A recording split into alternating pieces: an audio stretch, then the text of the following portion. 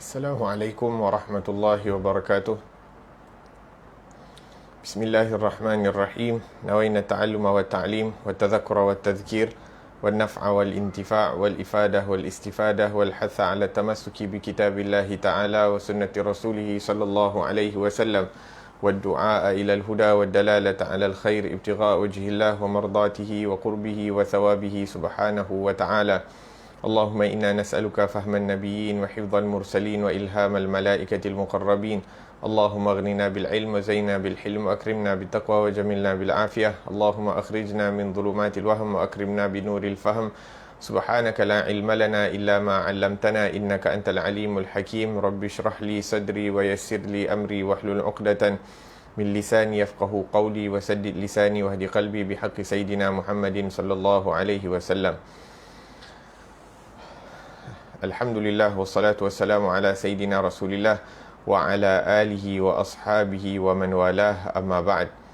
Alhamdulillah, kita bersyukur kepada Allah Subhanahu wa taala yang mana dengan taufik dan inayah daripada Allah Subhanahu wa taala kita dapat hadir dalam majlis ilmu, kita dapat duduk di taman-taman syurga, kita dapat duduk bermuzakarah, membahaskan daripada perkara-perkara yang mana diharapkan dengannya insya-Allah dapat memperbaiki keadaan kita, dapat memperbaiki adab kita bersama Allah Subhanahu wa taala, dapat membantu kita untuk berjalan menuju kepada Allah Subhanahu wa taala dengan melalui amalan-amalan yang diridai oleh Allah Subhanahu wa taala. Alhamdulillah, kita masih lagi dalam perbahasan tentang al-khawatir, lintasan fikiran, yang mana kita sebutkan ianya lintasan fikiran ini ada banyak yang terlintas, yang terdetik dalam fikiran dan hati manusia. Ada yang baik, ada yang buruk. Kita dah dapat bezakan bagaimana untuk mengetahui lintasan-lintasan yang baik dan yang buruk, dari mana ia datang, apakah sumber-sumbernya, kenapa dan sebagainya. Dan pada pengajian yang lalu kita sebutkan sedikit sebanyak tentang asyaitan. Iaitu asyaitan apabila dia tugasnya adalah untuk menyesatkan manusia, untuk berbisik kepada manusia. Akan tetapi kita sebutkan bahawa syaitan ni dia tidak pernah putus asa. Dia tak pernah penat, tak pernah putus asa dalam mengganggu, dalam membisik kepada manusia. Dan kalau dia tak dapat untuk menyesatkan kita daripada satu jalan, dia akan cuba lagi, dia akan cuba lagi, dia akan cuba lagi. Maka pada pengajian yang lalu kita sebutkan bahawa syaitan ini, cara dia menyesatkan ataupun cara untuk dia membisik kepada kita ni ada banyak. Akan tetapi ada 7 asas ataupun ada 7 perkara yang utama, yang mana dengannya dia akan cuba untuk memusnahkan ataupun merosakkan daripada amalan kita. Dan yang pertama kita sebutkan, dia punya aim pertama, maksud dia yang utama adalah untuk agar supaya kita batalkan niat daripada melakukan sesuatu amalan. Jadi dia akan bisik kepada kita, datang kepada kita, mengatakan bahawa tak payahlah lakukan amalan, nak buat apa kamu nak lakukan amalan, kamu tak perlu dan sebagainya. Maka kita akan isti'adzah, a'udzubillahi minasyaitanirrajim, maka dia akan lari. Akan tetapi kesan daripada bisikan syaitan itu akan berlega, akan bermain pada hati kita ataupun pada nafsu kita, yang mana mengikut kadar kebersihan hati, maka kesan itu akan kurang. Akan tetapi kalau hati itu kotor, kesan daripada bisikan syaitan itu akan berlega dan akan menyebabkan kita terikut daripada apa yang telah dilontarkan, idea yang telah dilontarkan oleh syaitan. Maka kita akan mengatakan bahawa kita memerlukan daripada amal ibadah.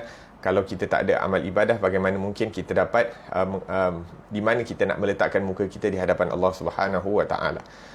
Kalau kita berjaya dengan ujian pertama, syaitan tak akan meninggalkan kita. Syaitan akan datang untuk kali yang kedua apabila kita berhenti berzikir ataupun apabila kita lalai. Kemudian apa dia akan lakukan? Bila kita nak lakukan amalan yang seterusnya, maka dia akan lontarkan idea agar supaya kita berlengah-lengah dalam melakukan sesuatu amalan. Dan apabila lintasan itu tiba, kita katakan seperti yang pertama juga, kita mengucapkan a'udzubillahi minasyaitanirrajim, maka syaitan akan lari. Akan tetapi kesan daripada bisikan tersebut akan ada kepada kita. Maka yang perlu untuk kita ubati daripada kesan tersebut adalah dengan mengatakan bahawa kita tak tahu bila kita akan meninggal dunia, yang maut itu adalah pasti, dan kita tak nak maut itu datang sebelum kita sempat untuk melakukan ibadah tersebut. Maka itu salah satu cara untuk mengelakkan, untuk mengubati daripada bisikan syaitan tersebut yang mana menyuruh kita untuk melengah-lengahkan daripada amal ibadah. Dan cara yang kedua, kita sebutkan bahawa kalau kita melengah-lengahkan amalan hari ini sehingga kita terpaksa melakukan pada esok hari, maka amalan esok bila pula kita nak lakukan. Maka setiap hari ada amalan masing-masing, ada waktu yang khusus untuk dilakukan sesuatu amal ibadah, maka kita tak boleh untuk nak melengah-lengahkan. Jadi kalau kita berjaya dengan bisikan yang kedua ataupun tipu daya yang kedua, maka syaitan akan datang lagi untuk kali yang ketiga. Maka syaitan akan mengatakan, dia kata, okey, khalas, kamu beramal seperti mana yang kamu kehendaki, akan tetapi tunjuk sikit kepada manusia yang kau ni ahli ibadah, iaitu supaya orang hormat kepada kau.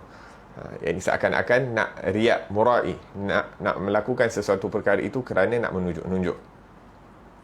Maka ubatnya sama juga, mengucapkan a'udzubillahi minasyaitanirrajim, sehingga syaitan itu akan lari dengan berzikir dan dengan minta perlindungan daripada Allah Subhanahu wa taala.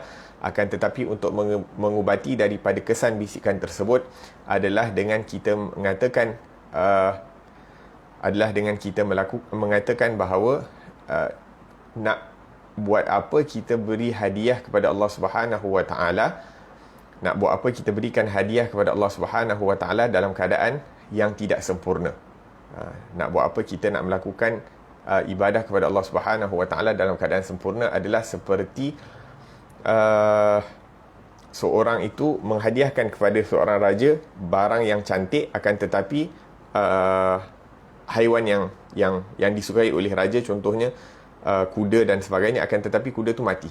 Tubuh badan dia sihat, daripada segi luaran dia cantik dan sebagainya, akan tetapi kuda itu mati. Wahakadha, kita melakukan amalan dengan riak, seakan-akan kita beri hadiah kepada seseorang itu dalam keadaan ia tidak berfungsi. Waliyadzubillah tabaraka wa ta'ala. La ilaha illallah.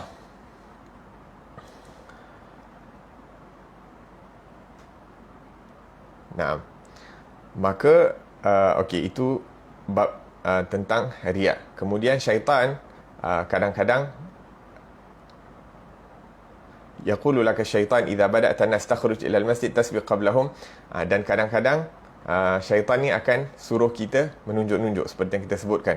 Jadi kita akan datang ke masjid awal, datang ke kelas awal, duduk seakan-akan kita ni fokus dalam pembelajaran, ataupun kita masuk masjid dalam keadaan orang semua tengok kita, masya-Allah, orang ni khusyuk, khudu dalam masjid, duduk berzikir, membaca al-Quran dan sebagainya. Ar-riya yura'in nas amalan, yakni menunjuk-nunjuk amalan kebaikan yang kita lakukan. An yakuna laka ihtimam bi an yaran nas amaluk.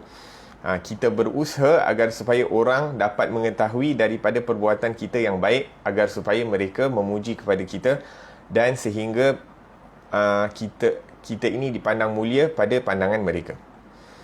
Jadi apa masalah penyakit ini? Penyakit untuk menunjuk-nunjuk kepada manusia, dia kata kita perlu untuk mengatakan kepada nafsu kita ini selepas minta perlindungan daripada Allah dan berzikir sehingga syaitan itu lari. Maka kita mengatakan kepada hawa nafsu kita, kepada hati kita, tidakkah cukup bagi kamu pandangan Allah Subhanahu wa taala? Ya, ini tidak cukupkah apabila kita melakukan sesuatu amalan, Allah Subhanahu wa taala mengetahui akan amal ibadah kita? Tidakkah cukup, tidakkah kita berpuas hati apabila Allah Subhanahu wa taala mengetahui pergerakan tubuh badan kita itu melakukan ibadah? Tidakkah cukup Allah Subhanahu wa taala mengetahui niat yang ada di dalam hati kita itu sewaktu kita melakukan ibadah? Jadi kalau hati kita ini dipenuhi dengan keagungan Allah Subhanahu wa taala, yakin akan pengawasan Allah Subhanahu wa taala, mengetahui bahawa Allah tahu setiap daripada niat kita, setiap daripada gerak geri kita, maka kita tidak akan memerlukan daripada pengetahuan manusia dalam apa-apa yang kita lakukan. Cukup bagi kita pengetahuan Allah Subhanahu wa taala. La ilaha illallah. Naam, itu yang ketiga. Jadi yang pertama tadi kita sebutkan bahawa dia akan berhentikan kita daripada cuba nak halang kita dari melakukan amalan. Kalau kita berjaya, dia akan cuba untuk melengah-lengahkan kita daripada melakukan amalan. Yang kedua, melengah-lengahkan. Yang ketiga itu cuba untuk menunjuk-nunjuk dalam melakukan amalan. Kalau kita berjaya juga, syaitan akan datang lagi. Dia tak akan biarkan kita, dia akan datang. Jadi dikata apa? Khalas, kamu nak lakukan amalan, tapi lakukan amalan dengan cepat. Sembahyang biar cepat-cepat, laju-laju. Yakni tidak menyempurnakan daripada amalan tersebut, ataupun yang lebih penting, apabila seseorang itu melakukan sesuatu amalan dengan laju, dia akan tidak dapat menghadirkan hati dia bersama Allah Subhanahu Wa Taala di dalam amalan tersebut, yang mana kehadiran hati dalam setiap amalan ini merupakan tulang belakang ataupun merupakan punca utama diterimanya ibadat tersebut oleh Allah Subhanahu Wa Taala. La ilaha illallah. Naam. Jadi syaitan, walaupun zahirnya nampak macam kita dibiarkan oleh syaitan untuk melakukan ibadah, tapi sebenarnya dia curi daripada amalan kita. Macam Nabi kata, orang yang paling teruk sekali dalam mencuri adalah mencuri dalam ibadah. Jadi dia tidak sempurnakan dia punya qiyam dia, tak menyempurnakan daripada rukuk dia, tak menyempurnakan daripada sujud dia, seakan-akan dia mencuri dalam ibadah dia. Maka syaitan sebenarnya curi daripada kita ni apabila dia mengajak kita untuk melakukan amalan dengan laju. La ilaha illallah. Naam. Jadi ubat dia apa? Ubat dia seperti biasa, mengucapkan a'udzubillahi minasyaitanirrajim sehingga ataupun berzikir sehingga syaitan meninggalkan kita. Yang kedua, kita mengatakan kepada nafsu kita, wahai nafsu, sesungguhnya Allah Subhanahu Wa Taala tidak berhajat kepada ketaatan kita ataupun kepada ibadah yang kita lakukan. Akan tetapi kita yang memerlukan daripada amalan tersebut, menyempurnakan daripada amalan tersebut sehingga akan mendatangkan keridaan Allah Subhanahu Wa Taala. Dan seperti yang kita sebutkan tadi, kehadiran hati ini merupakan ruh kepada ibadah, yang mana tanpanya ditakuti tidak akan diterima ibadah seseorang. Yu'addil amal ta'jilan bighairi huduril qalb kalladhi tuhdi. Naam. Itu yang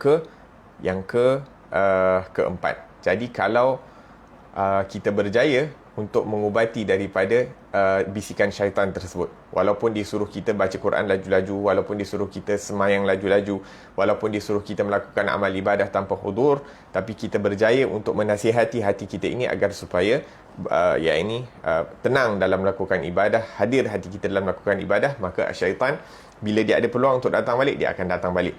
Maka kali yang kelima bila dia datang ini, apa yang dia akan lakukan? Dia akan cakap, yaqul laka masya-Allah alaik hawal. Masya-Allah, kau ni bagus.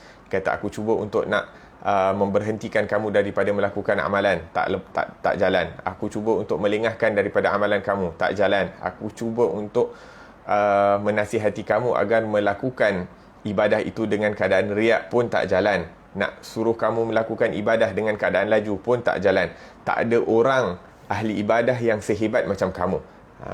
Syuf akhir zaman manas yabda'ul ujub fi dakhili. Ini dia riak tak jalan, dia suruh kita ujub pula di dalam hati kita, sehingga kita merasakan diri kita ini lebih baik daripada orang lain.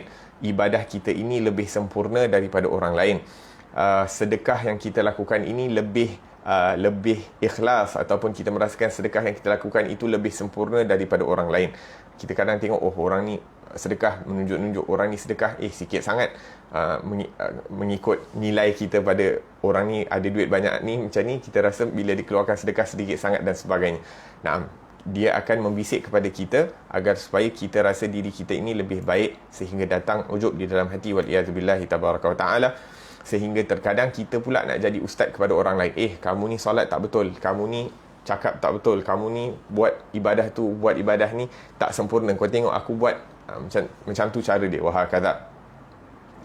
La ilaha illallah. Sehingga dia mengatakan bahawa diri dia ni sebagai orang yang lebih sempurna dalam melakukan ibadah, dan ujub ini membatalkan daripada amalan-amalan ataupun pahala daripada amalan. Kerana apa? Kerana seakan-akan dia menisbahkan amalan baik itu kepada diri dia sendiri. Sedangkan kita dah sebutkan pada awal majlis bahawa sebelum kita melakukan sesuatu amalan yang melontarkan idea yang membisikkan idea di dalam fikiran kita, dalam hati kita ini untuk melakukan sesuatu amal ibadah adalah sama ada malaikah ataupun daripada Allah Subhanahu Wa Taala. Atau walaupun malaikat pun basically bisikannya asalnya datang daripada Allah Subhanahu Wa Taala, diperintahkan oleh Allah Subhanahu Wa Taala. Maka apa-apa amal kebaikan yang kita lakukan asalnya daripada lintasan fikirannya, daripada taufiknya, daripada kekuatan untuk melakukan amalan tersebut, semuanya datang daripada Allah Subhanahu Wa Taala. Akan tetapi orang yang ujub dengan amalan, dengan diri mereka merasakan dialah yang melakukan ibadah tersebut, dia lupa bahawa yang berikan dia taufik itu adalah Allah Subhanahu Wa Taala. Maka kita mohon ubat dia, ubat daripada ujub ini, kita minta perlindungan daripada Allah, kita berzikir daripada Allah Subhanahu Wa Taala, dan kita menasihati daripada hati kita ini dengan mengatakan, wahai nafsu yang buruk, wahai nafsu yang sentiasa mengajak kepada keburukan, tidakkah kamu berasa malu di hadapan Allah Subhanahu Wa Taala? Sehingga apabila kita merasa malu di hadapan Allah Subhanahu Wa Taala, mengetahui bahawa taufik itu datang daripada Allah, kekuatan untuk melakukan amal ibadah itu datang daripada Allah, maka itu akan mengubati daripada nafsu kita, sehingga kita berusaha melakukan amalan tersebut dan tidak menisbahkan amalan baik yang kita lakukan kepada diri kita sendiri. Itu yang keenam. Dan adakah syaitan akan meninggalkan kita? Tidak, syaitan tidak akan meninggalkan kita, bahkan dia akan datang buat kali yang ketujuh. Akan tetapi apabila syaitan datang buat kali yang ketujuh ini, dia akan datang dengan jalan yang lebih halus, dengan jalan yang lebih subtle, yang mana kadang-kadang kita tak perasan. Yang ini dia memainkan ataupun dia berbisik ataupun dia gunakan taktik daripada segi akidah. Dikata apa? Afwan, yang ni yang keenam, bukan yang ketujuh. Afwan, yang keenam. Maka syaitan akan mengatakan, ya ini kamu ni memenatkan diri kamu ni, kamu melakukan amalan saleh, kamu menghalang diri kamu daripada mendapatkan kelazatan di dunia dan sebagainya. Ya ini, tapi at the end of the day, kita tak tahu penghujung kita macam mana. Kamu penat-penat melakukan ibadah apa semua, tiba-tiba kamu memang dah ditetapkan waliyadzubillah mendapat penutupan yang buruk ataupun su'ul khatimah waliyadzubillah tabaraka wa ta'ala. Maka kita akan mengatakan kepada syaitan, na'am, betul, kita tak tahu apa yang akan terjadi di akhir waktu ataupun di akhir nafas kita di dunia ini. Akan tetapi lepas tu syaitan dia kata, ya akhi kunta indallah sa'id. Dan begitu juga sebaliknya, kalau kita melakukan perkara-perkara buruk ataupun melakukan dosa, kalau kita ini berjaya, kata syaitan, di sisi Allah Subhanahu Wa Taala, maka kita akan diberikan taufik sebelum kita meninggal dunia. Sama ada kita berusaha bersusah payah di dunia ini ataupun tidak dalam melakukan ketaatan, ataupun sebaliknya, kalau kita ni akan berjaya di sisi Allah, maka kita akan berjaya. Ni tipu daya syaitan. Dipermainkan dengan akidah kita. Kalau kita orang baik, dia akan katakan kepada kita, kamu ni nak penat-penat jadi orang baik buat apa? At the end of the day, kamu tak tahu kamu akan berjaya ataupun tidak. Dia akan permainkan dekat situ. La ilaha illallah walau kunta indallah syaqi ma yanfa'u. Naam. Bal'am bin Ba'ura kana min kubaril ulama, iblis kana sajad mil sajadat ma satanfa'uka khilah khatarah khabithah. Naam. Maka syaitan akan mengatakan kepada Bal'am bin Ba'urah, seorang ulama di zaman Bani Israel, dia akhirnya menjadi orang yang celaka ataupun menjadi orang yang diazab oleh Allah Subhanahu Wa Taala, dimurkai oleh Allah Subhanahu Wa Taala, sedangkan dia seorang ulama besar. Iblis yang pernah sujud di setiap tempat di atas muka bumi ini, akan tetapi dia dilaknat ataupun tercampak daripada rahmat Allah Subhanahu Wa Taala. Maka ini merupakan bisikan yang sangat berbahaya apabila dicampakkan ke dalam hati manusia. Waliyadzubillah tabaraka wa ta'ala. Semoga Allah Subhanahu Wa Taala selamatkan kita daripada tipu daya syaitan dan bisikan-bisikannya yang kotor. Jadi apa yang perlu kita lakukan bila dia bisik kita dengan cara macam ni? Kita seperti biasa minta perlindungan daripada Allah, berzikir daripada Allah sehingga syaitan lari daripada kita, tidak mendekati kita. Kemudian kita ubati hati kita dengan mengatakan, wahai hati, wahai nafsu, Allah Subhanahu Wa Taala yang menciptakan kamu dan Allah Subhanahu Wa Taala yang memerintahkan kamu untuk beribadah kepadanya.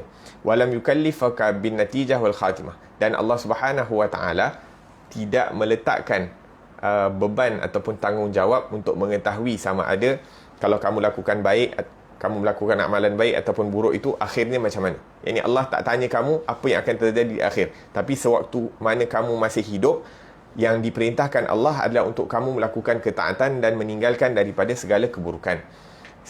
Sebabkan itu Nabi SAW bersabda di dalam hadis, "I'malu fakullun muyassarun lima khuliqalah." Lakukanlah amal ibadah kerana setiap orang itu akan dipermudahkan baginya jalan yang telah ditetapkan kepadanya.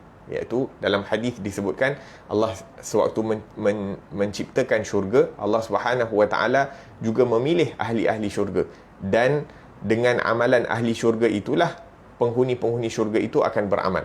Maksudnya orang yang dipilih untuk masuk syurga akan beramal dengan amalan ahli syurga kebanyakannya. Begitu juga orang-orang yang telah yang akan dimasukkan ke dalam neraka, waliyadzubillah, mereka akan beramal dengan amalan ahli neraka, waliyadzubillah, kebanyakan mereka. Naam. Maka Allah Subhanahu wa taala yang menciptakan kita telah memerintahkan kita untuk beramal. Maka selagi mana hayat dikandung badan, kita tidak ada option lain kecuali untuk beribadah kepada Allah Subhanahu wa taala. Naam, jadi kita beramal ibadah dan cuba untuk ikhlas dan benar dalam ibadah kita kepada Allah Subhanahu wa taala, dan kita memohon dan merayu agar supaya kita diberikan husnul khatimah indal maut. Insya-Allah kita akan selamat daripada bisikan ataupun tipu daya syaitan. Naam, kemudian syaitan lari. Jadi dia akan tinggalkan kita ke tak? Tidak, dia akan datang balik untuk kali yang ketujuh. Kali yang ketujuh ni yang lagi advance lah, dia punya tipu daya lebih advance. Sebagai contoh, kalau tadi kita sebutkan tipu daya dia yang ketiga, tipu daya syaitan yang ketiga itu adalah agar supaya kita melakukan amal ibadah dengan riak, ataupun dengan riak yang jelas. Sekarang ni kalau syaitan datang, dia akan ajarkan kita bagaimana nak riak, akan tetapi dengan cara yang lebih hidden, lebih tersembunyi, tanpa diketahui. Sebagai contoh, kalau riak yang open riak, kata kalau contohnya kita ada suatu orang tengah sembahyang, bila dia rasa ada orang memerhatikan solat dia, dia akan cuba untuk sempurnakan solat dia.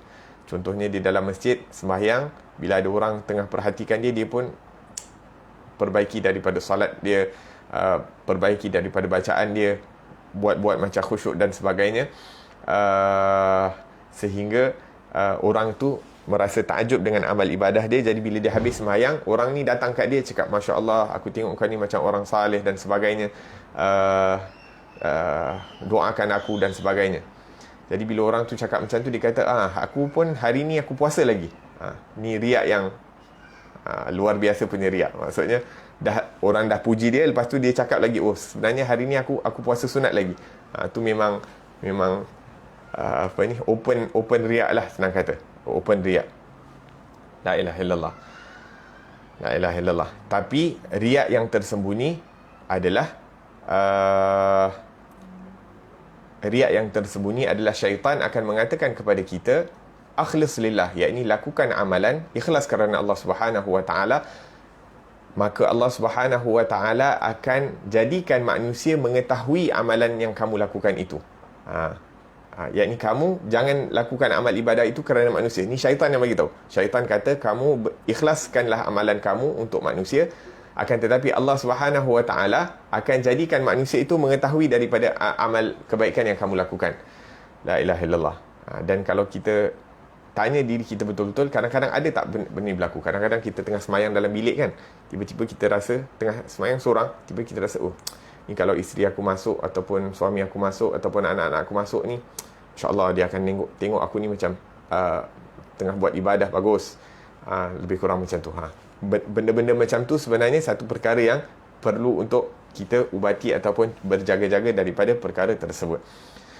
La ilaha illallah. Walaupun kadang-kadang kita rasa, oh ni ikhlas dah ni, aku semayang seorang-seorang, aku duduk dalam bilik seorang-seorang, tapi kita suka kalau orang terbuka pintu dan ternampak kita melakukan ibadah, hati tu akan jadi gembira. Itu merupakan salah satu daripada riak-riak yang tersembunyi ataupun riak-riak yang detail, yang mana syaitan cuba untuk tipu kita. La ilaha illallah.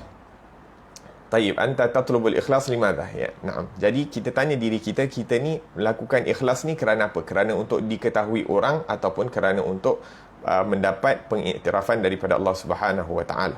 Kita inginkan keikhlasan itu untuk mendapatkan pangkat di sisi manusia, ataupun kita nak tempat di sisi Allah Subhanahu wa taala. Kalau benar kita nak dapat pangkat di sisi Allah, sama ada orang tahu, sama ada orang tak tahu, tak jadi masalah. Sebab apa? Sebab kita nak, at the end of the day, nak Allah yang tahu. Allah sahaja tahu, itu dah cukup. Seperti kita sebutkan pada tipu daya yang ketiga tadi. Nah, maka ini riak yang lebih dalam ataupun lebih terperinci. La ilaha illallah.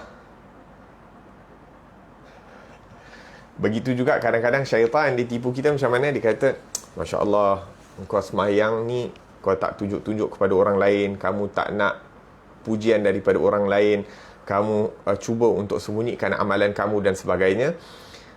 Tapi bila kita keluar, sebagai contoh, bila kita jumpa orang, ataupun contohnya malam kita qiyamul lail, jadi bila kita nak pergi semayang subuh tu, syaitan bisik kepada kita. Dia cakap apa? Cuba kau tengok muka kau dekat cermin tu. Dah bercahaya ke belum?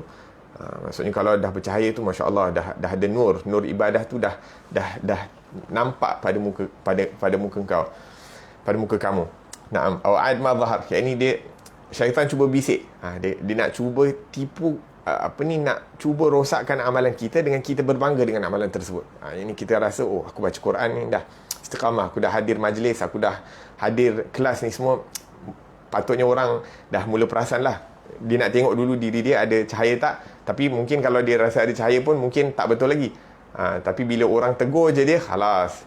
Bila pergi jumpa orang kat masjid ke apa, dia kata, Masya Allah, kau ni muka dah berseri-seri dan sebagainya. Itulah ni berkat qiyamul lail, berkat baca Quran dan sebagainya. Dia khalas. Itu cara syaitan tipu manusia. La ilaha illallah mithluha fil ujub wa fit taswif min daqaiq taswif yal'ab biha syaitan. Begitu juga dengan melengah-lengahkan daripada sesuatu amal. Melengah-lengahkan daripada sesuatu amalan pun merupakan salah satu daripada tipu daya syaitan, seperti yang kita sebutkan yang kedua. Akan tetapi yang kedua tadi dia suruh kita lengahkan terus. Akan tetapi ni dikata tak ada. Kau bersedekah, kau buat baik, bagi sedekah duit, infak duit dekat orang lain, tapi kau tunggu dulu. Yang ini tunggu bila contohnya ada perkara-perkara yang berlaku, baru kamu infak. Dia tak suruh kita melengah-lengahkan infak, tapi dia kata infak, tapi tunggu bila ada keperluan untuk nak infak, baru infak. Dia lebih subtle dia punya untuk nak suruh kita melengah-lengahkan daripada duit.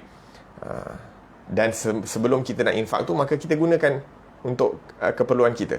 Itu benda satu perkara yang tidak elok untuk melengah-lengahkan daripada melakukan kebaikan. Sebab apa-apa amal kebaikan yang terdetik, yang terlintas dalam hati kita, sepatutnya kita berusaha sedaya upaya untuk melakukan dengan secepat mungkin. Sebab itu orang-orang salih dikatakan bahawa hatta kadang-kadang bila diorang dalam kalau dalam bilik mandi terdetik untuk nak bagi sedekah, diorang akan jerit dekat dekat pasangan mereka dengan cakap, okey, khalas, keluarkan, contohnya nak bagi RM10, RM50 kepada si fulan, terus dikeluarkan. Tak nak nanti by the time dia tunggu 5 minit, 10 minit, khalas, dah niat dia dah berubah. Jadi apa-apa niat yang kita ingin lakukan, niat-niat yang baik yang kita nak lakukan, kita cuba untuk melakukannya dengan cepat. La ilaha illallah. Naam. Jadi kita dah selesai daripada perbahasan tentang al-khawatir, lintasan fikiran yang baik, lintasan fikiran yang buruk. Dan kita tahu bagaimana syaitan itu sentiasa untuk cuba bisik ataupun mendatangi kita dengan idea-idea ataupun dengan cara-cara agar supaya kalau dia tak dapat menghalang kita dari melakukan amalan itu secara total, dia akan cuba untuk mengurangkan daripada pahala ataupun kita melakukan amalan tersebut akan tetapi tidak mendapat pahala. Apa-apalah, sama ada dia akan halang kita total 100% daripada melakukan amalan, ataupun dibiarkan kita lakukan amalan tapi pahala itu dikurangkan, ataupun dibiarkan kita melakukan amalan tapi tak ada satu pahala pun kita dapat kerana tak ada ikhlas dan sebagainya. La ilaha illallah. Okey, sekarang ni datang ada satu soalan yang menarik. Dikata sekarang ni kita dah pelajari tentang lintasan fikiran yang baik dan yang buruk. Jadi sebagai contoh, kalau kita tengah sembahyang, kita niat nak sembahyang 2 rakaat. Tiba-tiba datang lintasan fikiran mengatakan kepada kita, aku nak sembahyang 4 rakaat lah. Tapi aku nak, sebab apa? Sebab 4 rakaat tu lebih sempurna dan lebih banyak pahala. Maksudnya lebih banyak bilangan rakaat dan lebih banyak pahala. Jadi adakah ini lintasan yang baik ataupun lintasan yang buruk? Maka ulama mengatakan bahawa kita ni bila kita masuk dalam sembahyang, ianya merupakan ibadah. Dan bila kita dah niat sebelum sembahyang tu untuk melakukan 2 rakaat, apa yang perlu kita lakukan di dalam solat itu adalah menghadirkan hati kita bersama Allah Subhanahu Wa Taala dan bukan melayan daripada fikiran-fikiran yang terdetik, yang terlintas sewaktu kita sembahyang. Maksudnya, yang utama untuk kita beri perhatian adalah kehadiran hati bersama Allah dalam sembahyang. Jadi kalau ada lintasan lain, walaupun lintasan itu nampak macam baik, tapi sebenarnya lintasan itu tak baik. Sebab apa? Sebab waktu itu yang perlu kita lakukan adalah untuk solat 2 rakaat, memberikan sepenuh perhatian kepada Allah sewaktu kita nak, sebab kita dah niat daripada awal nak solat 2 rakaat. Jadi lintasan itu walaupun nampak macam baik, tapi sebenarnya syaitan nak tipu kita supaya kita tak hadirkan hati di dalam solat kita. Syaitan nak tipu kita agar supaya kita buat 4 rakaat dalam keadaan terburu-buru, seperti yang kita sebutkan tadi. Wahakadha. La ilaha illallah. Sekarang ni kita dah sebutkan ataupun kita dah bahaskan daripada awal kitab bahawa hati ini merupakan perkara yang penting untuk dijaga, dan hati ini mempunyai pintu-pintu yang mana daripada pintu tersebut akan masuk kotoran-kotoran.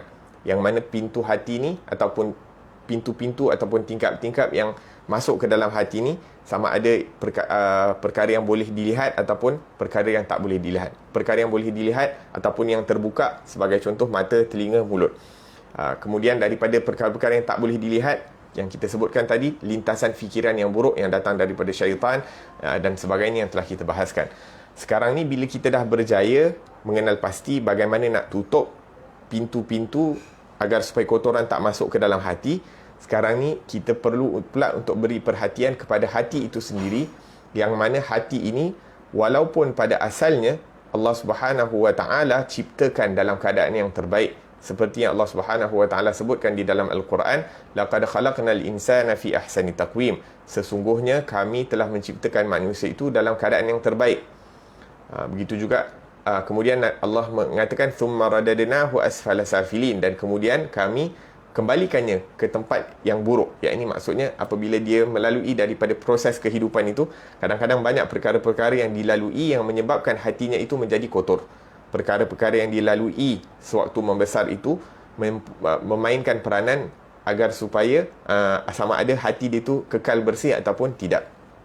Tetapi kebanyakan kita melalui proses-proses yang menyebabkan hati itu kotor. Nabi SAW menyebutkan dalam hadis, kullu mauludin yuladu 'alal fitrah fa abawahu yuhawidanihi aw yunassiranihi aw yumajjisanihi. Yani setiap anak itu dilahirkan dalam keadaan fitrah, keadaan bersih, suci. Maka kedua ibu bapanya lah yang menyebabkannya menjadi seorang Yahudi ataupun Nasrani ataupun Majusi penyembah api, waliyadzubillah tabaraka wa ta'ala. Maka asalnya manusia ini berada dalam sifat yang bersih, suci. Dan salah untuk kita memikirkan bahawa manusia ini tidak dilahirkan dalam keadaan suci, walaupun dia dilahirkan dalam keluarga yang tidak baik, walaupun dia dilahirkan dalam keluarga orang kafir dan sebagainya. Maksudnya salah untuk kita memikirkan bahawa manusia itu dilahirkan dalam keadaan kotor sehingga perlu untuk dibersihkan. Bahkan anugerah daripada Allah, ketetapan daripada Allah Subhanahu Wa Taala telah menetapkan bahawa setiap bayi yang dilahirkan itu berada dalam keadaan fitrah, suci hatinya dan bersih seperti kain yang bersih. Akan tetapi kain yang bersih ini apabila terdedah kepada kotoran-kotoran, terdedah kepada habuk-habuk, maka perlulah ada usaha untuk membersihkannya. Ini baju yang putih, kalau terkena kotor-kotoran dan sebagainya, perlulah untuk dibasuh dengan sabun, perlulah diletakkan Clorox dan sebagainya sehingga kotoran itu keluar. Begitu juga hati. Hati ini telah melalui daripada perkara-perkara yang menyebabkan hati ini menjadi kotor. Sebagai contoh dosa-dosa ataupun perkara-perkara yang makruh ataupun perkara-perkara yang mengubah daripada cara dia berfikir seperti mana yang dikehendaki oleh Allah Subhanahu Wa Taala, sehingga hati ini menjadi kotor dan perlu dibersihkan dan perlu diubati. La ilaha illallah. Maka hendaklah antara perkara yang paling teruk yang mengotorkan hati manusia ini adalah kecintaannya terhadap syahwat dunia. Kecintaan hati ini terhadap perkara-perkara dunia. Yang ini sebagai budak-budak dibesarkan, yang ini diorang suka gula-gula. Dah besar sikit, gula-gula tu dah jadi macam tak best. Dia akan suka coklat yang lebih mahal ataupun suka mainan. Bila besar lagi, suka mainan yang lebih besar. Wahakadha. Ini makin dia besar, keinginan dia kepada perkara-perkara dunia itu bertambah dan bertambah, dan kalau boleh dia nak lebih banyak daripada perkara dunia, sehingga perlulah kita untuk mendidik nafsu ini, bukan untuk menghalangnya 100% daripada menikmati daripada kelazatan, kenikmatan dunia, akan tetapi perlu untuk dididik nafsu ini agar supaya mengambil daripada kenikmatan dunia ini yang halal daripadanya. Yang halal daripada kenikmatan dunia ini boleh diambil. Perkara-perkara yang dipermudahkan untuk kita menikmati daripada perkara-perkara dunia, kita nikmati. Ini sebagai contoh, sebahagian manusia diberikan rezeki dan sebagainya, dipermudahkan daripada bahagian rezeki, maka daripada rezeki yang dipermudahkan Allah untuknya, maka dia makan mengikut kadar kemampuan dia memakai baju mengikut kadar kemampuan dia dan sebagainya.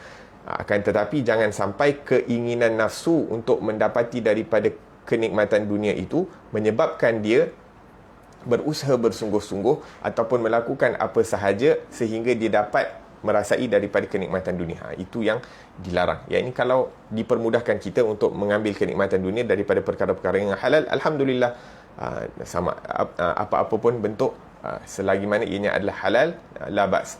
Naam, selagi mana perkara itu dibolehkan ataupun Allah Subhanahu Wa Taala mengizinkan kita untuk menikmati daripada perkara-perkara tersebut. Sebagai contoh, mulut ataupun lidah ini diizinkan untuk menikmati daripada makanan ataupun minuman yang halal dan sebagainya, maka kita nikmati. Adapun untuk menikmati daripada perkara-perkara yang haram yang dilarang oleh Allah, maka itu perlu dijauhi. Mata kita menikmati daripada pandangan-pandangan yang indah dan sebagainya, perkara-perkara yang dihalalkan, yang dibolehkan oleh Allah, maka kita nikmati.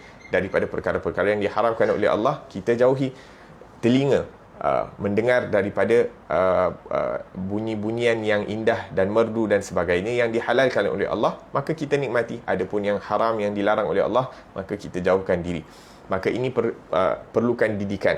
Maka kalau tidak dididik daripada awal, maka masuklah kotoran itu di dalam hati sehingga terkadang akan mengubah keadaan hati tersebut menjadi kotor dan perlu untuk dibersihkan.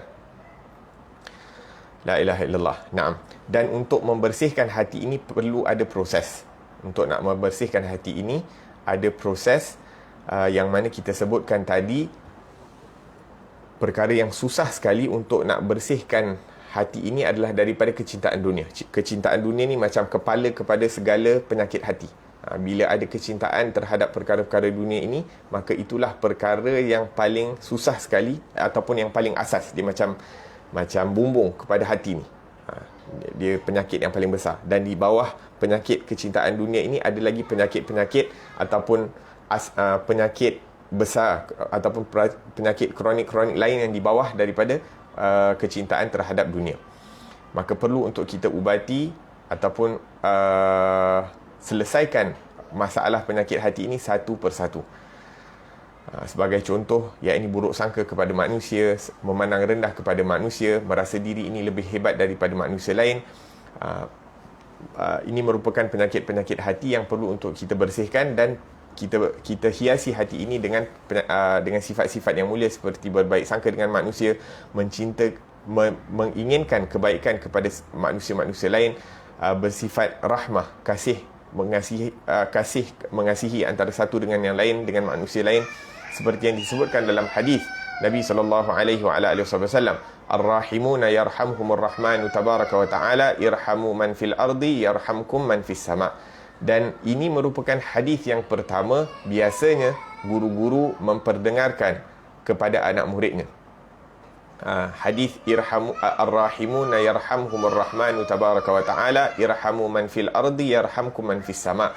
Orang-orang yang merahmati, orang-orang yang berkasih sayang dengan satu dengan yang lain ini akan disayangi, akan dirahmati oleh Allah Subhanahu wa ta'ala. Maka bersifat kasih sayanglah di antara satu dengan yang lain ataupun bersama penduduk bumi, maka penduduk langit akan mengasihi kamu, akan merahmati kamu.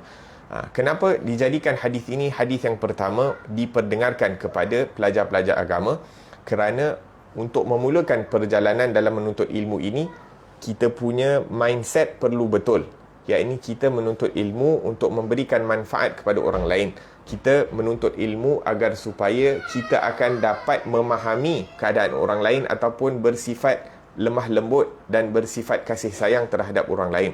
Bukan dengan kita banyak ilmu kita pula jadi takabur. Bukan dengan banyaknya ilmu kita berasa sombong terhadap orang lain. La ilaha illallah. Naam. Maka dengan sepatutnya dengan bertambahnya ilmu kita, makin kita merahmati orang lain, bersifat kasih sayang dengan orang lain, berlemah lembut dengan orang lain. Maka dengan itu kita akan mendapat kedekatan kepada Allah Subhanahu wa ta'ala, ataupun kita akan didekatkan kepada Allah Subhanahu wa ta'ala. La ilaha illallah. Naam. Dan apabila kita ingin mengubati daripada hati ini, maka kita akan dapati bahawa perkara yang paling susah untuk kita ubati, antara perkara yang paling berat, antara perkara yang paling teruk, yang paling berbahaya daripada penyakit-penyakit hati ini adalah ada 3. Kita sebutkan tadi, dia punya kepala dia, asas dia kecintaan terhadap dunia, dan bawah daripada kecintaan dunia ataupun daripada kecintaan dunia ni akan ada 3 penyakit utama. 3 penyakit utama. Yang mana yang pertama itu adalah Allahumma salli ala Muhammad. Yang mana yang pertama itu adalah al-kibr. Kemudian hasad dan riya. Al-kibr, al-hasad dengan al-riya, yang mana ini juga disebutkan oleh Imam Ghazali di dalam kitabnya Bidayatul Hidayah. Nah, maka dosa-dosa yang timbul ataupun yang dilakukan oleh anggota tubuh badan ini kesemuanya asalnya daripada hati. Yang mana apabila hati itu berpenyakit, maka akan keluarlah perkataan-perkataan yang tidak elok daripada mulut seseorang. Apabila hati itu berpenyakit, akan keluarlah perbuatan-perbuatan ataupun pergerakan-pergerakan yang akan menyebabkan orang lain itu disakiti oleh orang yang hatinya berpenyakit tadi. La ilaha illallah. Naam. Maka penyakit takabur, penyakit kibar ini asalnya daripada penyakit lain. Walaupun takabur ni merupakan penyakit asas, tapi ianya berasal daripada ujub. Kita sebutkan tadi sedikit sebanyak tentang ujub. Ujub ini merasakan setiap perkara baik itu datang daripada dirinya sendiri dan bukan daripada taufik daripada Allah Subhanahu wa ta'ala. Orang yang ada sifat takabur asalnya sebab dia ada sifat ujub dalam hati dia. Dan ujub itu apa? Merasakan setiap amal baik yang dilakukan itu datang daripada dia, bukan datang daripada Allah Subhanahu wa ta'ala. Kita berjaya dalam melakukan sesuatu pekerjaan, kita berjaya dalam sesuatu bidang, maka kita merasakan, oh, ini disebabkan kepandaian aku, ini disebabkan kehebatan aku dalam merancang sesuatu perkara sehingga perkara itu berjaya. Maka kita akan mengatakan kepada dia, berapa banyak orang yang lebih pandai daripada kamu, berapa ramai orang yang lebih hebat dalam perancangannya daripada kamu, akan tetapi mereka tidak berjaya. Maka apakah perbezaannya? Mungkin boleh kata keadaan, akan tetapi yang menentukan keadaan itu siapa? Allah Subhanahu wa ta'ala yang menentukan keadaan setiap orang itu.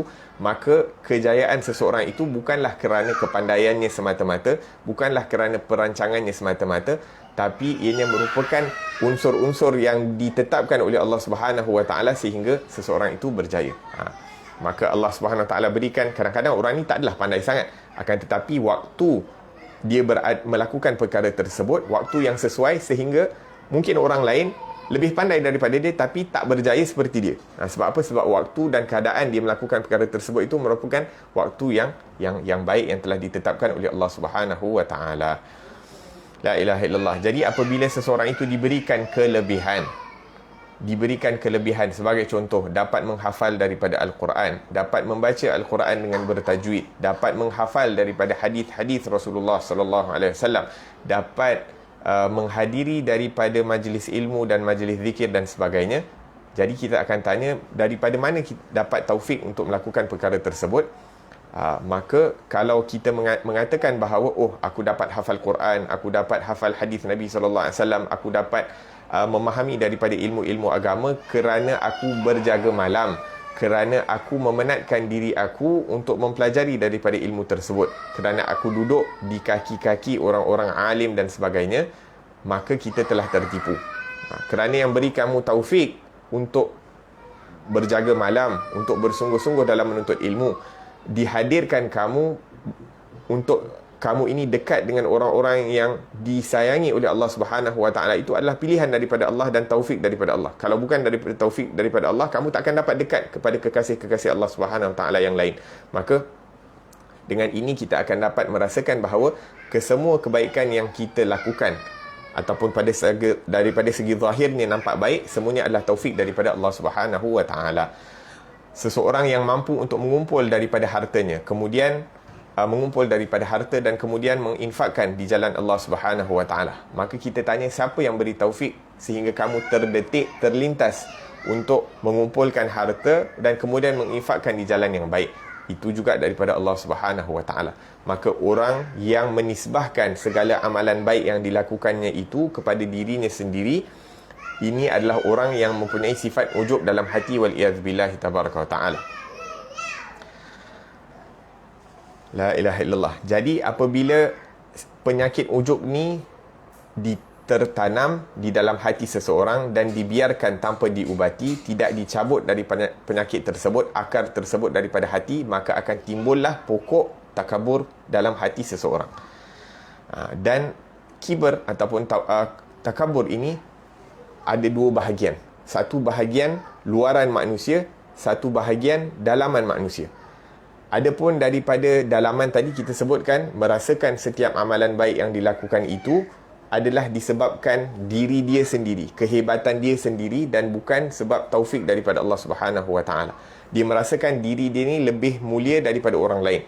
Dia rasa diri dia lebih sempurna daripada orang lain. Sehingga sampai ke satu tahap dia akan mengatakan ana khairum minhu, aku lebih baik daripada orang tersebut, seperti mana yang dikatakan oleh iblis wal billah, sehingga iblis itu dicampak, diketepikan daripada rahmat Allah Subhanahu wa taala kerana dia selfish ataupun dia merasa bangga tentang diri dia sendiri. Ana khairum minhu, aku lebih hebat daripada Nabi Adam. Maka perkataan aku lebih baik daripada orang lain ini asal usulnya dalam hati. Asal usulnya dalam hati, dia rasa diri dia hebat, dan dibiarkan penyakit itu dalam hati sehingga penyakit itu menjadi sesuatu gaya hidup. Dia berasal daripada hati, akan tetapi kemudian dia jadi satu kebiasaan dalam kehidupan dia. La ilaha illallah. Naam. Jadi kita sebutkan tadi, mula dia rasa diri dia hebat daripada orang lain. Jadi bila dia dah dilayan perasaan tersebut, dia mula compare, dia mula membezakan diri dia dengan orang lain. Dia tengok, okey, aku ni semayang lagi banyak daripada orang lain. Aku ni semayang subuh ataupun pergi masjid lagi awal daripada orang lain. Aku hadir majlis lagi awal daripada orang lain. Aku baca Quran lagi banyak daripada orang lain. Aku hadir majlis ilmu lagi banyak daripada orang lain dan sebagainya. Jadi dia compare diri dia, sehingga dia mengiyakan apa yang terlintas dalam fikiran dia bahawa diri dia tu lebih baik daripada orang lain. Dia mengiyakan. Mula terlintas dalam hati dia yang dia ni lebih baik. Kemudian bila dia layan lintasan tersebut, dia pun membandingkan dengan orang lain, dan bila dia memang betul-betul nampak bahawa diri dia ni lebih baik dari orang lain, maka dia dah termasuklah dalam jeratan syaitan ataupun iblis, sehingga kadang-kadang apa dia akan buat? Dia akan buat apa? Bila dia berjalan, dia tak nak bagi salam ke orang lain. Sebab apa? Dia rasa diri lebih hebat. Jadi dia akan tunggu orang lain bagi salam, baru dia jawab salam. Tapi dia nak mulakan salam. Nak aku lagi tua, aku lagi berilmu, aku lagi hebat, aku lagi alim, aku lagi salih dan sebagainya. Kenapa aku nak bagi salam dekat kadang mungkin lalu kat tepi jalan nampak budak-budak pakai jeans pun koyak dan sebagainya kat lutut. Dia rasa diri dia lebih hebat. Sebab apa? Sebab dia pakai jubah dan sebagainya. Maka ini merupakan kesan ataupun hasil daripada ujub yang ada di dalam hati. Waliyadzubillahi tabaraka wa ta'ala. La ilaha illallah. Dia pandang orang pun dengan pandangan rendah. Dan dia bermuamalah dengan orang lain pun dalam keadaan yang kasar. Dia tak reti nak bermuamalah. Bukan tak retilah, maksudnya disebabkan merasakan diri dia lebih baik daripada orang lain, sehingga bila dia bermuamalah dengan orang lain, dia berkasar. Yang ini dia tak reti nak berlemah lembut dengan orang lain disebabkan perasaan yang ada di dalam hatinya. Waliyadzubillahi tabaraka ta'ala. Dan salah satu tanda seseorang itu mempunyai sifat takabur dalam hatinya ataupun ujub dalam hatinya, dia susah untuk menerima kebenaran daripada orang lain. La ilaha illallah. Bila orang lain bagi nasihat, dia susah nak terima. Bila dia bagi nasihat ke orang, dia kasar dalam bagi nasihat. Bila dia nak nasihat orang, dia kasar. Bila orang bagi nasihat kat dia, walaupun dalam keadaan lemah lembut, dia tak nak terima. Ini salah satu tanda-tanda orang yang ada kibr. Waliyadzubillahi tabaraka wa ta'ala.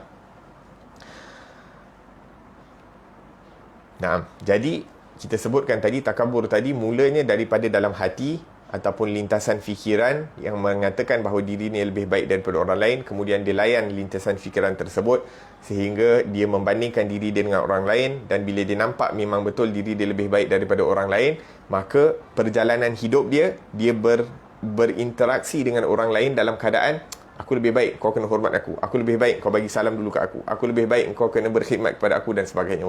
Wahakadha. Dan bila dia dah berinteraksi macam tu, lama kelamaan hasil dia apa? Mula pula dia akan sendiri ucapkan bahawa aku ni lebih baik, seperti mana yang berlaku kepada iblis, ana khairum minhu. Seperti mana yang kita ketahui bahawa iblis ini pada awalnya dia seorang ahli ibadah. Iblis ini pada mulanya dia seorang ahli ibadah yang mana banyak daripada ibadah dia telah lakukan. Zahir ibadah itu, pergerakan daripada luaran tubuh badan ini banyak dia lakukan. Akan tetapi dalaman tak jaga. Hatta qala ba'dhum annahu la yujad fil ard shibr illa wa iblis lahu sajdah fiha. Sehingga dikatakan dalam riwayat bahawa tidak ada satu tempat di atas muka bumi ini kecuali iblis telah bersujud padanya. Sujud pada tempat tersebut. Akan tetapi dia sujud secara zahir. Akan tetapi hatinya dia lupa untuk memperbaiki ataupun membersihkan ataupun mengubati daripada penyakit-penyakit hati. Makin banyak dia sujud, makin banyak makin dia rasa dia lebih hebat daripada orang lain. Makin banyak dia sujud, makin dia rasa, oh, Allah Subhanahu Wa Taala patutnya bagi aku ni, bagi aku tu, bagi aku ni. Sebab apa? Aku banyak sujud. Dan kita boleh kiaskan dengan semua benda lah. Makin aku banyak mengaji, makin aku banyak solat, makin aku patutnya aku dapat lagi macam-macam. Sebab apa? Sebab aku makin aku banyak hadir majlis, makin aku banyak dan sebab apa-apalah, boleh dikiaskan dengan apa-apa. Lagi banyak kita buat, kita rasa macam, oh, patutnya Allah Subhanahu Wa Taala berikan aku lebih banyak. La ilaha illallah. Sehingga dikatakan pada awalnya iblis ini merupakan macam iblis bukan malaikat, tapi kira macam dianggap sebagai malaikat-malaikat yang biasa. Tapi disebabkan amalannya, dia dinaikkan pangkatnya sehingga menjadi malaikat muqarrab. Muqarrab ni malaikat-malaikat yang didekatkan kepada Allah Subhanahu Wa Taala. Sebagaimana malaikat ada yang didekatkan daripada manusia, pun ada manusia-manusia yang saleh, yang muqarrab, yang didekatkan kepada Allah Subhanahu Wa Taala. Maka iblis ini telah didekatkan, telah termasuk dari golongan malaikat-malaikat yang didekatkan kepada Allah Subhanahu Wa Taala. Jadi disebabkan dia memang suka beribadah, maka diperbanyakkan ibadah, maka dibandingkan diri dia pula dengan malaikat-malaikat ni yang lain yang didekatkan kepada Allah Subhanahu Wa Taala ni, dibandingkan. Sehingga dia kata, betul lah, aku ni paling banyak ibadah, jadi aku yang paling layak untuk jadi yang paling hebat di antara mereka. Sehingga dia diangkat sebagai ketua para malaikah. Pada suatu waktu dia digelar sebagai tawusul malaikah, yakni ketua, macam lebih kurang macam Jibril dah. High ranking punya malaikat. Ila hadzal had. Nak katakan iblis itu dah sampai ke tahap yang tertinggi. dalam ibadahnya, dalam pangkatnya di sisi Allah Subhanahu Wa Taala, akan tetapi apabila diuji, dia gagal dalam ujian tersebut. Ni iblis. Kita ni ibadah pun tak ada, ilmu pun tak ada, apa pun tak ada. Jadi keadaan kita ni lebih berbahaya. Maksudnya kita jangan rasa kita ni selamat. Jangan sampai sekali-kali terdetik dalam fikiran kita ni, oh okey, aku ni dah okeylah, insya-Allah pas. Jangan sampai macam tu. Kita tak tahu keadaan kita ni. Bila-bila kalau ujian daripada Allah datang, kita mohon perlindungan, kita mohon agar supaya apa-apa ujian yang diberikan, dan diharapkan tak ada ujian, tapi kalau datang ujian, kita doa kepada Allah Subhanahu Wa Taala agar supaya kita diberikan kelembutan dan keselamatan daripada ujian tersebut. Ala kulli hal, na'am. Jadi disebabkan ujub yang ada di dalam hati iblis tersebut, sehingga dia membezakan keadaan dia dengan ibadahnya dengan ibadah malaikat lain, maka apabila Allah Subhanahu Wa Taala menciptakan Nabi Adam dan meniup ke dalam ruhnya Nabi Adam, dan memerintahkan daripada para malaikat untuk bersujud kepada Adam, maka iblis tak nak sujud. Sebab apa? Sebab dia rasa diri dia lebih baik daripada Nabi Adam. Dan daripada sini kita dapat pelajari ada dua perkara. Ada satu perkara yang dapat kita pelajari. Sewaktu Allah Subhanahu Wa Taala menciptakan Nabi Adam, bukan hanya iblis yang macam tak agree. Malaikat pun pada mulanya menyoal kepada Allah Subhanahu Wa Taala, wa idh qulna lil malaikati isjudu li adama fasajadu illa wa idh qala rabbuka lil malaikati inni ja'ilun fil ardi khalifah qalu ataj'alu fiha man yufsidu fiha. Malaikat, wa idh qala rabbuka lil malah, apabila Allah Subhanahu Wa Taala berkata kepada para malaikat yang aku ingin menjadikan khalifah di atas muka bumi ini, maka malaikat-malaikat mengatakan, ataj'alu fiha, adakah kamu ya Rabb, wahai Tuhan, ingin menjadikan di atas muka bumi ini manusia-manusia ataupun orang-orang yang akan menghancurkan, merosakkan, mendatangkan kerosakan ke atas muka bumi ini, dan akan menyebabkan pertumpahan darah, wa tasfikud dima wa nahnu nusabbihu bihamdika wa nuqaddisu lak, sedangkan kami ini beribadah, kami ini bertasbih dengan tasbihnya kamu dan sebagainya, memuji kamu. Kemudian Allah Subhanahu Wa Taala mengatakan apa? Inni a'lamu ma la ta'lamun, aku mengetahui perkara yang tidak kamu ketahui.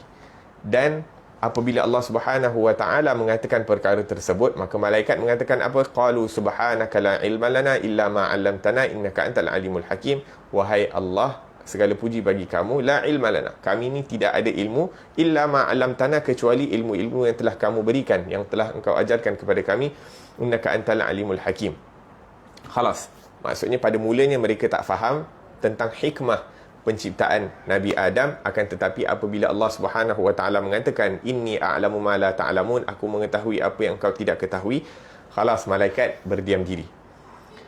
Jadi ada kumpulan yang menyoal Allah Subhanahu Wa Taala tentang kejadian Nabi Adam, tapi niat mereka menyoalkan itu atas dasar untuk memahami keadaan, bukan untuk menyoal dalam keadaan degil ataupun tak nak mematuhi daripada perintah Allah Subhanahu Wa Taala. Adapun iblis, dia menyoal ataupun tak nak mendengar daripada perintah Allah Subhanahu Wa Taala kerana ada sifat takabur dalam hatinya.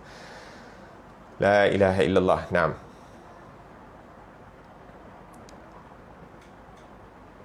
Sebab apa? Sebab pada mulanya apabila Allah Subhanahu Wa Taala ingin menciptakan Nabi Adam, yakni Adam daripada tanah, kemudian tak pernah sujud kepada Allah Subhanahu Wa Taala, dan malaikat tidak pernah mengenal daripada Nabi Adam ini apa-apa kemuliaan ataupun keistimewaan. Mereka tak tahu apakah keistimewaan Nabi Adam dan sebagainya. Yang ini baru je dicipta oleh Allah Subhanahu Wa Taala, terus diperintahkan malaikat yang dah bertahun-tahun bersujud kepada Allah Subhanahu Wa Taala, beribadah, bertasbih kepada Allah, untuk sujud kepada makhluk yang baru diciptakan. Akan tetapi apabila Allah Subhanahu Wa Taala mengatakan aku mengetahui apa yang kau tidak ketahui, maka diperintahkan untuk bersujud. La ilaha illallah.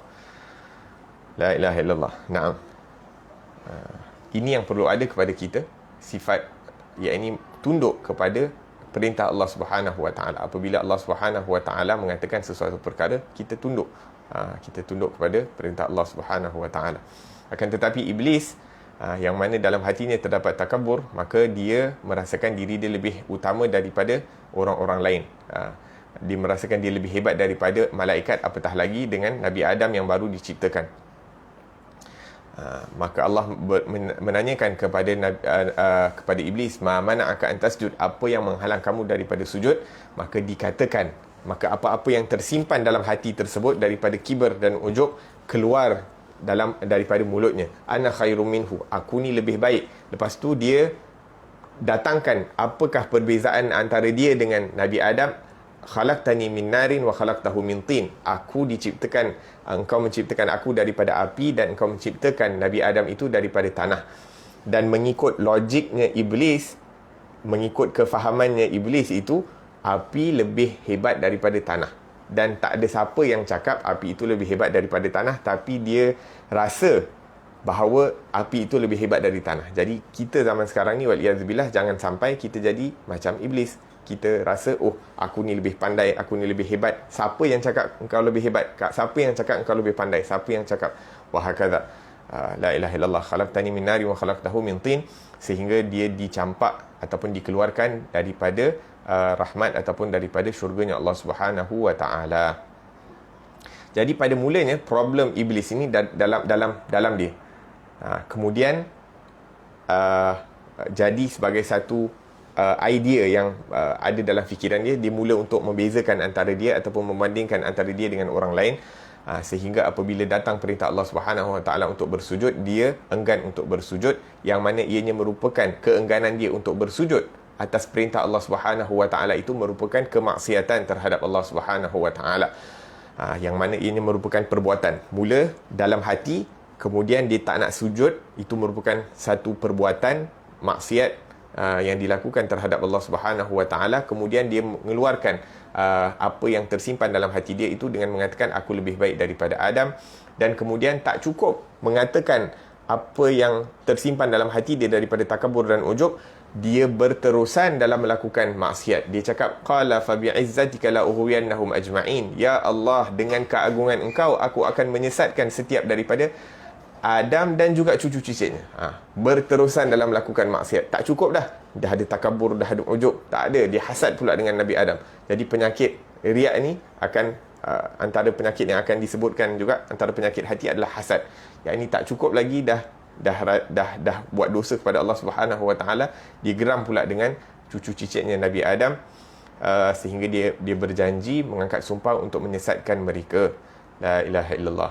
Yang ni dia rasa diri dia lebih hebat. Yang ni dengan siapa dia bercakap? Dia sedang bercakap dengan Allah Subhanahu wa taala, tapi dia berani untuk nak bercakap macam tu di hadapan Allah Subhanahu wa taala, yang mana ini merupakan salah satu jarimah ataupun salah satu daripada dosa besar. La ilaha illallah. Naam. Jadi daripada takabur ni, daripada sifat takabur ni akan datang sifat riak, dan daripada sifat riak itu akan datang sifat hasad, yang mana insya-Allah kita akan bahaskan satu persatu daripadanya pada pengajian yang akan datang. Semoga Allah Subhanahu wa taala bersihkan hati kita daripada penyakit kecintaan terhadap dunia. Allah bersihkan hati kita, hati anak-anak kita, hati zuriat kita sehingga hari kiamat daripada penyakit cinta kepada dunia, orang-orang yang kita kasihi. Dan Allah Subhanahu wa taala buang segala penyakit-penyakit hati ini daripada riaknya, daripada takaburnya, daripada hasadnya, daripada ujubnya, sehingga hati ini dapat dibersihkan dan dapat diubati sehingga ianya menjadi tempat pandangan rahmat daripada Allah Subhanahu wa taala. Dan semoga Allah Subhanahu wa taala terima daripada amalan kita dan berikan kita perlindungan daripada tipu daya syaitan, dan diselamatkan kita daripada segala perkara-perkara yang akan menghijabkan kita, yang menjauhkan kita daripada Allah Subhanahu wa taala. Amin, Allahumma amin. Rabbana anfa'na bima 'allamtana, rabbi 'allimna alladhi yanfa'una, rabbi faqihna wa faqih ahlana wa qarabatin lana fi dinina ma ahli al-qutri untha wa dhakar, rabbi wafiqna wa fiqhum lima tartadi qawlan wa fi'lan karama, warzuqil kulla halalan daima wa akhil atqiya ulama, nuhdha bil khairi wa nukfa kulla syarr, rabbana waslih lana kulla syu'un wa aqir rabbir ridha minka al-uyun waqdi 'anna rabbana kulla duyun qabla an تأتينا رسل المنون واغفر واستر أنت أكرم من ستر وصلاة الله تغشى المصطفى من إلى الحق دعانا والوفى بكتاب فيه للناس الشفاء وعلى الآل الكرام الشرفاء وعلى الصحب المصابيح الغرار اللهم اهدنا بهداك واجعلنا ممن يسارع في رضاك ولا تولنا وليا سواك ولا تجعلنا ممن خالف أمرك وعصاك وحسبنا الله ونعم الوكيل ولا حول ولا قوة إلا بالله العلي العظيم صلى الله على سيدنا محمد وعلى آله وصحبه وسلم والحمد لله رب العالمين والسلام عليكم ورحمة الله وبركاته والعفو منكم.